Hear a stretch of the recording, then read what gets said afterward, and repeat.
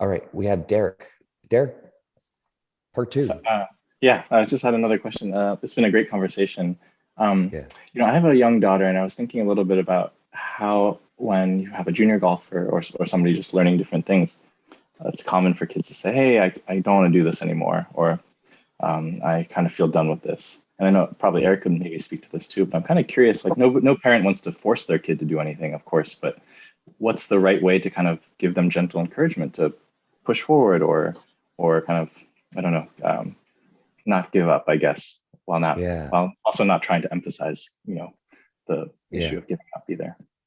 And So and just I kind of also curious. do want to point out that I think that's what Joshua Kim earlier was trying to say. I see his chat. He says, "How do you make a relationship between Golf Daddy?" So I think it's this. Yeah, Golf Daddy.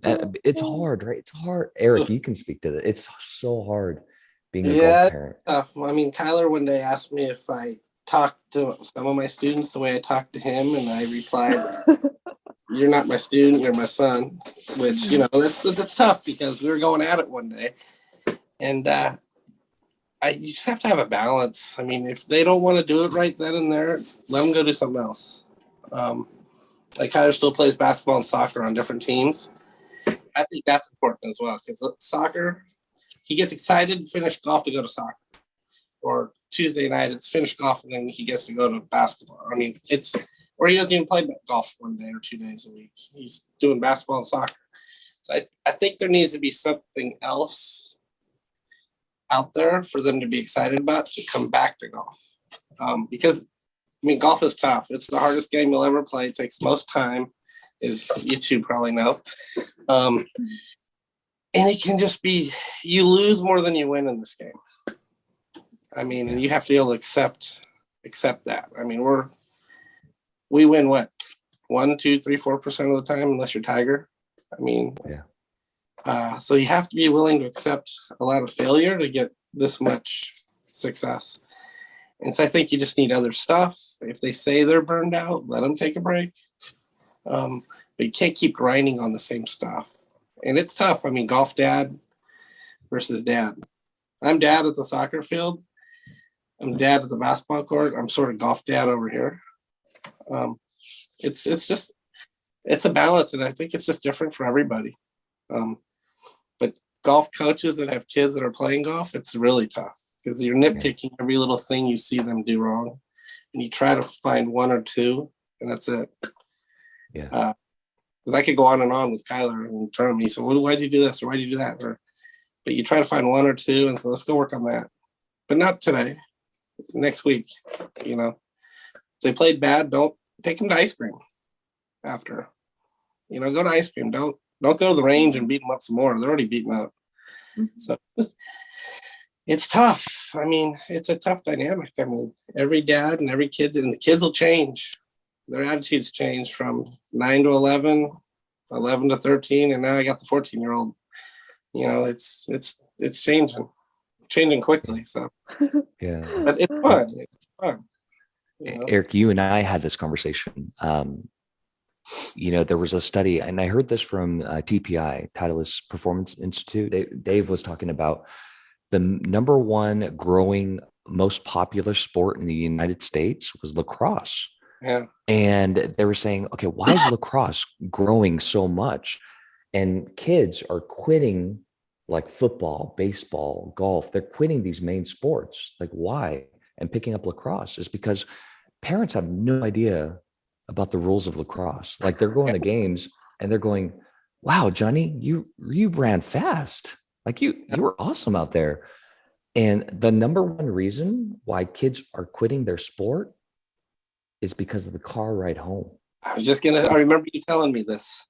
Yeah, You told me it's this the about car ride home. Yep. So after Bobby, strikes out at his game and he's the star hitter, and the car ride home, the dad or the mom is berating them. Like, what were you doing? Like, what was that?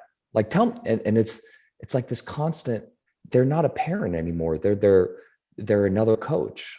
And what kids really need is a parent before a coach.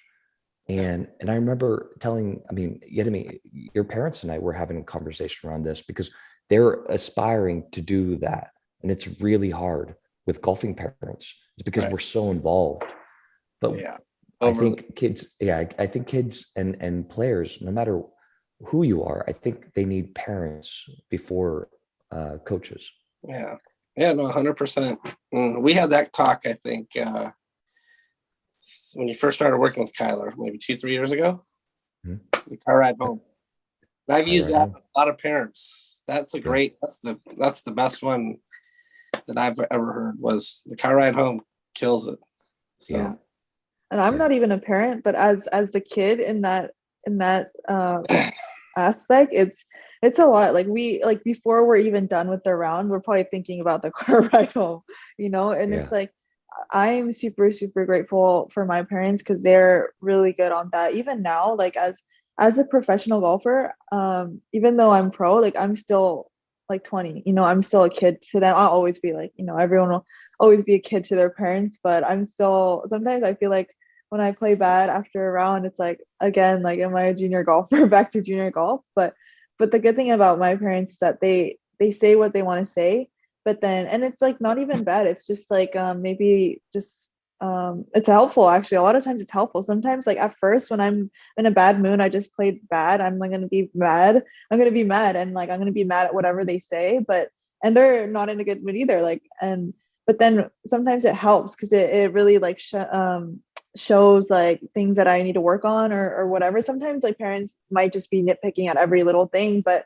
you know, sometimes it might be true. We just don't want to admit it right now at the moment because we're mad that we made those mistakes. Like we know the mistakes we made. We know that you know, and it's like, why do you have to talk about it? Because when we all know, but sometimes you need to talk about it to get better. But I think it's really important for parents to, you can say what you want to say, and then you have to just keep it short. And like afterwards, like you said, like I'm happy with ice cream afterwards. I'd still like Right. that, but my parents are like that. They keep it short, and then we literally go get food and like have a good time, and then we're done.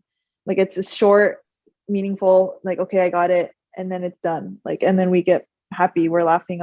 We're laughing after we eat and whatever, and that's just what makes it better. Because like when they start, you know, like nagging at me or whatever, like you feel like you don't want to play anymore sometimes. Like if it gets too much, like as a junior golfer, or even as like a pro right now, like it can get too much to where it's like, why do I have to play when all you guys do is like nag at me or something? It's like, well, is it going to be like this every time I play bad? But it's really important for parents to be positive so that we keep be positive and we still want to play. Because if it's like too negative, then it's just going to be bad in the long run. Yeah, agree wholeheartedly.